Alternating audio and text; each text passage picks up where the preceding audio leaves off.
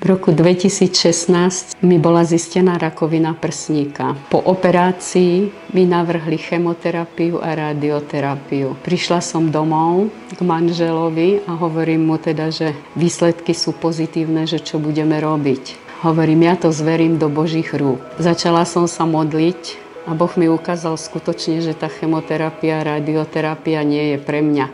No ale v roku 2020 sa mi rakovina prsníka vrátila. Bola som na ďalšej operácii, tam mi navrhli už operáciu totálnu prsníka, že mi ho zoberú celý. Po operácii som sa zobudila a mala som prsník celý, čo ma vlastne prekvapilo. Mala som absolvovať znova chemoterapiu a radioterapiu. To som si povedala, je niečo silnejšie ako chemoterapia a radioterapia. Ja to zverím do Božích rúk.